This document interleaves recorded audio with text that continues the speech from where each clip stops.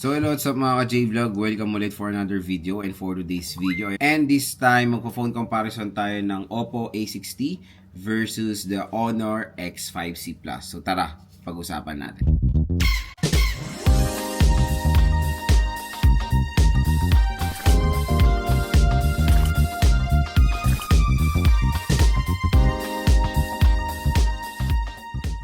So yun mga ka-J-Vlog, for today's content, another phone comparo na naman tayo. And this time, magpo-phone comparison natin the Oppo A60 and the Honor X5C Plus. So itong dalawang smartphone na to ay merong mga hefty price tag. Kumbaga real talk, yung mga price tag nito is hindi perfect fit for its price.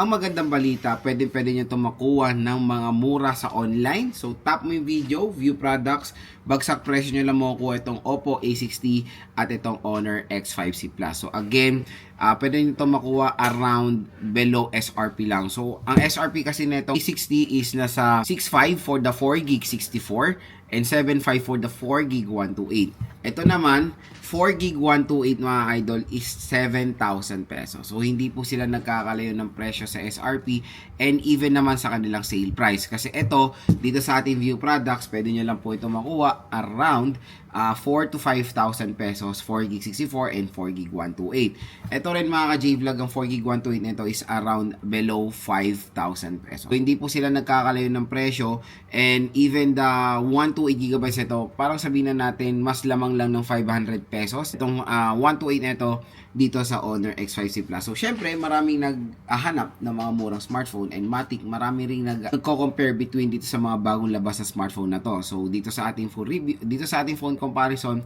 tatalakayin natin kung ano mga advantages sila sa isa't isa, kung ano ba ang panalo dito sa ating video. So stay tuned lang. So next mga ka-J-Vlog is gusto ko share sa inyo yung mga advantages sila sa isa't isa. So again, etong dalawang smartphone na to ay hindi po nagkakalayo ng presyo. Una na natin lapagan sa display. So sa display, as you can see, punch hole versus notch display. Dito pa lang panalo na po ang Oppo A60. At syempre sa needs of brightness. So typical needs of brightness nito is around 450 to 500 needs of brightness lang itong Honor X5C Plus. While dito sa Oppo A60 mga idol, grabe 1100 needs of brightness. Talagang sobrang liwanag netong smartphone na to. Dito pa lang sa side by side talagang mas brighter ang Oppo A60. Sa actual sa screen kasi hindi sila ganoon na na-differentiate. Pero sa actual, grabe ang liwanag po netong Oppo A60 mga idol. Ayan, no? So matik when it comes sa outdoor, makikita niyo ng very clear etong smartphone na to kahit na sa direct sunlight ko. Lamang pa ng A60 dito is naka 120Hz screen refresh rate po ito. While dito is naka 90Hz siya at TFT to. Ito IPS na mga idol, mas better yung display nito compare sa Honor X5C Plus. Sa screen size, hindi sila nagkakalayo, pareho sila na nasa 6.7. So 6.75 ito, tapos 6.74. Pakalit lang po ng difference sila when it comes sa screen size. Next mga idol is sa operating system. So pagdating sa operating system, pareho silang naka Android 15 out of the box. So wala namang pinagkaiba dito sa dalawang smartphone na to. There's a possibility din na baka ma-update din sila sa kanilang Android 16. Hindi natin alam, parang 50-50 pa yung chance. Pero kung tatanungin natin sa Android 15, matagal nyo rin na magagamit itong dalawang smartphone na to. Longevity wise, all goods din naman sila. Sa processor tayo ngayon magkakatalo. MediaTek Helio G81 versus the Qualcomm Snapdragon 685. For me, to be honest, I'll prefer the Qualcomm Snapdragon 685. So, don't get me wrong, MediaTek Helio G81 is still a good processor for a budget smartphone. It can handle din naman yung mga typical na nilalaro natin ngayon like ML, Honor of Kings. Pero kasi to be honest, mas ipi-prefer ng mga ibang consumers ang Snapdragon processor na meron dito sa Oppo A60 ngayon. Major upgrade yung mga processor nila compare sa mga predecessor nila from Qualcomm Snapdragon 6S Gen 1 to 685, from MediaTek Helio G50 to G81 Ultra. So again mga ka-J-Vlog, pagdating sa gaming performance naman, hindi sila nagkakalayo ng performance, kumbaga. Pareho sila nakaka-handle ng mga games na nilalaro natin na typical like ML, Honor of Kings, and even COD. Okay?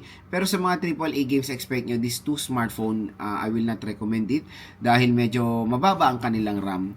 para sa mga AAA games or sa mga solid games. Camera specifications, as you can see naman, we have here 13 megapixel main camera and a 50 megapixel main camera. So pagdating sa camera specification, clear winner dito ang Honor X5C Plus. Pero don't get me wrong, nakakahabol din naman sa quality ang 13 megapixel nitong si Oppo A60. Pero pagdating sa front facing camera, pareho sila ng 5 megapixel naman. Ito talaga yung dito, yung magiging deal breaker sa kanila, the battery. So ito, napakalaki ng battery, 6,500 mAh, while dito is sa 5,260 mAh na removable battery capacity. Ang nakakatawa, both ay support ng 15 watt fast charging rate. So syempre, panalo pagdating sa battery, itong Oppo A60, napakalaki ng battery neto, 6.5 na, di ba?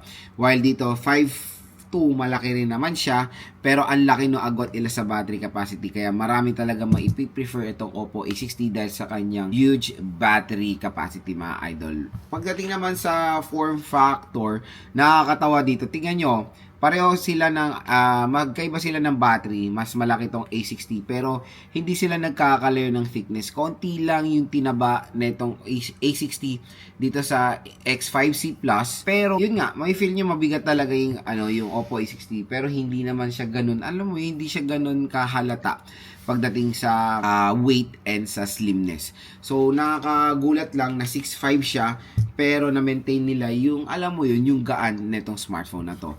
Pagdating sa design, both smartphone is very nice naman. Dito is more on iPhone talaga or inspired ng iPhone yung kanilang mga design. Ito is yung parang iPhone 16 na vertical camera module and even dito is iPhone Pro Max na module, di ba? Pero kung ako tatanungin when it comes sa design, mas pareho sila maganda, to be honest.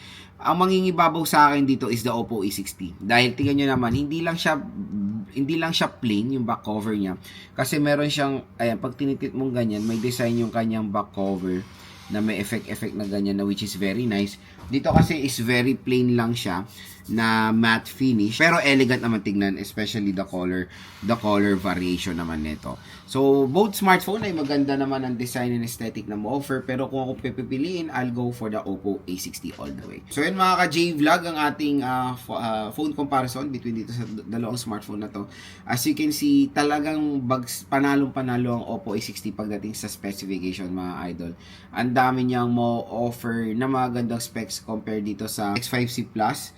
Comparing dito sa dalawang smartphone na to, clear winner dito sa specs ang Oppo A60, and pag i-compare natin yung 4GB 128, nasa 500 pesos lang ang kanilang price difference. So yun mga ka-J-Vlog, ang ating phone comparo between dito sa dalawang smartphone na to. The main question, Lods, ano ba ang pinakasulit? To be honest, makuha nyo sila ng 4,000 to 5,000 pesos. Both smartphone is very, very sulit. Nagdedepende na lang sa inyong preference. Kung ako tatanungin, sa ating phone comparo, clear winner talaga dito ang Oppo A60. Pero medyo mataas lang yung kanyang presyo ng 500 pesos dito for the 4GB 128. Kung 4GB 64, syempre mas affordable ito compare sa X5C Plus. Pero again, I will not recommend the 64GB kung maglalaro kayo. I suggest go for the 128GB of internal storage. Pagdating naman sa RAM, Lods, okay pa ba ang 4GB of RAM in today's time? Definitely yes. Depende na lang talaga kung magkano nyo nakuha yung smartphone. Sa kanilang SRP, definitely sa big no makabili ng 4GB of RAM with that kind of price tag. Pero sa price tag ng 4 to 5,000 pesos is very acceptable pa ang 4GB of RAM.